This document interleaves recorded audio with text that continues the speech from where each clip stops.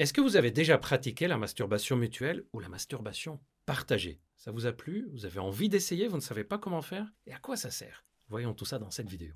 Bonjour tout le monde, je suis ravi de vous retrouver dans cette nouvelle vidéo sur Charles.co, votre chaîne santé. Et permettez-moi, avant de vous parler du sujet de la masturbation partagée ou mutuelle, de vous rappeler que Charles.co n'est pas seulement une chaîne YouTube, c'est aussi un site de téléconsultation sur lequel on peut trouver des médecins spécialisés dans leur domaine, comme par exemple le domaine de la médecine sexuelle, si on a des problèmes d'érection, problèmes d'éjaculation rapide, baisse de libido, suspicion d'andropause, etc.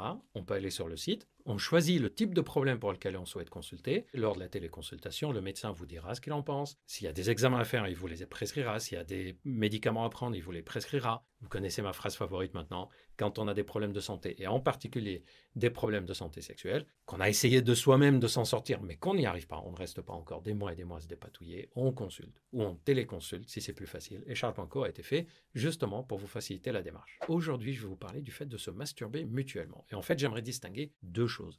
La masturbation mutuelle, c'est-à-dire vous masturbez votre partenaire et votre partenaire vous masturbe, et la masturbation partagée. La masturbation partagée, c'est chacun se masturbe, mais on est ensemble. C'est un peu comme si on partageait notre moment de masturbation. Et quand on évoque ce sujet, la plupart des personnes sont plutôt mal à l'aise. Certains sont presque en panique et beaucoup disent « mais en fait, je crois que je n'oserais pas ». C'est pas que je n'ai pas du tout envie, mais je me sens pas du tout à l'aise de faire ça. Et c'est normal. C'est normal de ne pas se sentir à l'aise d'emblée pour ça. Certaines personnes sont hyper à l'aise avec, d'autres pas du tout. Et il y a des raisons pour ça. Premièrement, la masturbation, on a tellement entendu des choses socialement négatives dessus, en particulier chez les femmes, comme si les femmes n'avaient pas le droit à la masturbation. D'ailleurs, je vous ai déjà fait des vidéos sur la masturbation féminine, sur le plaisir sexuel féminin, dans lesquelles je vous expliquais que, contrairement aux idées reçues, beaucoup de femmes se masturbent, y compris des femmes qui sont en couple. C'est pas réservé aux personnes célibataires de sexe masculin. Donc on a tellement dit négatif et c'est mal vu qu'on n'ose pas le faire devant les autres. Et il y a une autre raison un peu plus, on va dire, biologique. C'est que quand on se masturbe, c'est déjà quelque chose qu'on fait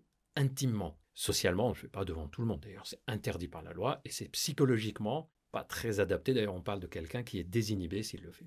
Donc déjà, c'est fait pour être pratiqué seul. Et en plus, c'est un moment où on est vulnérable au sens littéral du terme, c'est-à-dire on est en train de faire quelque chose où on est absorbé par nos idées, quelque chose d'intime, et donc s'il y a une urgence, on risque de ne pas être vite réactif. Donc il y a des petits réflexes biologiques dans notre esprit qui font que ce geste-là de se masturber, mais c'est pas si simple que ça de le faire devant quelqu'un. D'où l'importance, et on va en reparler dans la vidéo, de le faire avec une personne avec qui on se sent en confiance et une bonne complicité.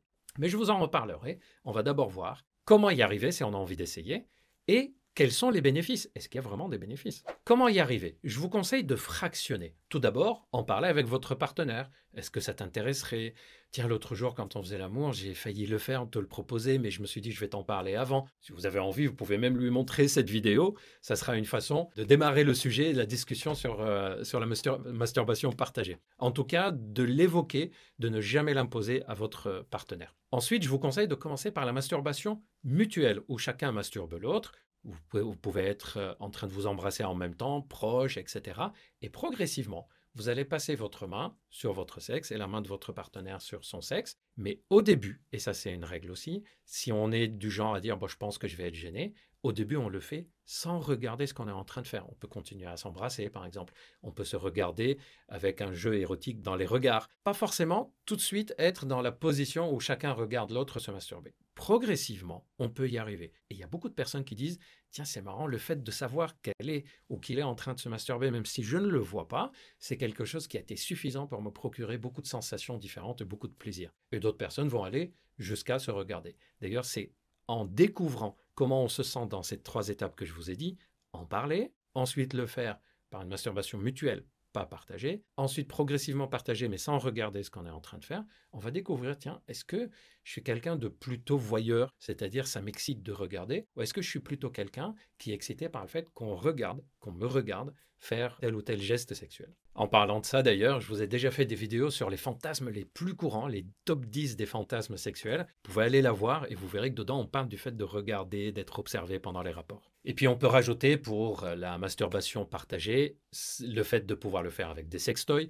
Beaucoup de personnes en consultation m'ont déjà dit que de le faire devant leur partenaire avec un appareil, avec un sextoy, et elles sont plus gênées de le faire avec la main. Ça peut être une étape intermédiaire avant d'y arriver. Si on a envie, il n'y a aucune obligation, c'est quand on a envie et qu'on a envie de dépasser cette petite gêne. Et puis ça a été très utilisé, vous le savez, dans les relations à distance. Par exemple, pendant le Covid, il y a eu énormément de masturbation partagée à distance. C'est utilisé chez les personnes qui ne vivent pas ensemble et parfois même chez des personnes qui vivent en couple sous le même toit. Ils jouent parfois à cette masturbation à distance par téléphone. Vous voyez déjà un petit avantage à cette masturbation partagée, c'est le fait de pouvoir continuer une sorte de complicité sexuelle, même à distance. Mais est-ce qu'il y a d'autres bénéfices? Voyons ça tout de suite. Il y a plusieurs intérêts à cette masturbation partagée. Premièrement, varier les jeux sexuels. Je vous ai beaucoup parlé dans d'autres vidéos comme les positions qui donnent du plaisir, les positions qui aident à contrôler notre excitation, comment donner du plaisir, comment réussir à jouer en même temps, etc. À chaque fois, je vous parle du fait de varier le plus possible les jeux sexuels que vous avez. Plus on a des rayons dans le magasin, plus on va pouvoir en profiter. Donc, premier bénéfice, c'est le fait d'avoir une façon de faire l'amour différente. Deuxième bénéfice, c'est quand la pénétration n'est pas possible, soit parce qu'il y a une contre-indication médicale transitoire ou aux longues durées. Par exemple, des périodes de problèmes génitaux chez la femme ou des problèmes au niveau du gland qui rendent la pénétration très difficile ou impossible, des problèmes de vaginisme. Quand il y a des problèmes de maintien de l'érection, c'est plus facile par la masturbation mutuelle et masturbation partagée que par pénétration. Troisième bénéfice, c'est le fait de renforcer la complicité entre les deux. Vous imaginez bien que le fait d'y arriver, d'évoquer ce sujet, de le faire, on fait des choses de plus en plus intimes. Vous avez remarqué que c'est plus intime de se masturber de façon partagée avec votre partenaire que de pénétrer ou d'être pénétré. Pourtant, dans la pénétration, il y en a un corps humain dans l'autre corps humain. Et pourtant, psychologiquement, on se sent encore plus complice, plus intime de partager d'autres choses comme la masturbation partagée. Donc le fait d'y arriver, c'est une façon d'augmenter d'un cran la complicité intime, la complicité sexuelle et même la confiance qu'on peut avoir entre les deux partenaires. Il faut beaucoup de confiance pour y arriver, pour le faire. Et quand on le fait, ça renforce la confiance. Et dernier bénéfice que je vois, c'est le fait de mieux connaître votre partenaire parce qu'en l'observant en train de se toucher, de se masturber, en fait, vous allez observer aussi comment elle aime bien ou comment il aime bien. Donc, vous allez plus tard faire à peu près comme la personne faisait en face de vous. Est-ce qu'elle bouge ses doigts rapidement, pas rapidement? Est-ce qu'elle positionne plutôt dans la zone basse de la zone génitale, plutôt la zone haute? Est-ce qu'elle appuie fort, pas fort? Il y a plein de détails qu'on repère et qui vont nous aider plus tard à mieux connaître et mieux savoir comment donner du plaisir à votre partenaire. Et j'aimerais terminer cette vidéo en rappelant une chose essentielle. Rien dans l'activité sexuelle ne doit être obligatoire. Si vous avez envie d'essayer cette masturbation partagée et que l'un des deux se sent mal à l'aise, il n'y a aucune explication à donner, même si on a dit oui avant, on peut dire non à tout moment. C'est une règle absolue. Dites-moi dans les commentaires si vous avez déjà essayé et si vous avez vraiment apprécié ça ou si vous êtes senti mal à l'aise et comment ça s'est passé pour vous. C'est toujours enrichissant d'avoir les retours de tout le monde. Merci de m'avoir écouté jusqu'au bout. J'espère que cette vidéo vous a plu, que ça vous a donné à réfléchir et que vous essayerez peut-être, ou en tout cas à confirmer votre envie de ne pas essayer. Dites-moi tout ça dans les commentaires. Surtout, profitez de vos moments à deux. Profitez de tout ce qui est affectif aussi, qui tourne autour de la sexualité, le plaisir et l'émotion. Moi, je vous donne rendez-vous très bientôt pour plein d'autres vidéos sur plein d'autres sujets. Prenez bien soin de vous et à très vite.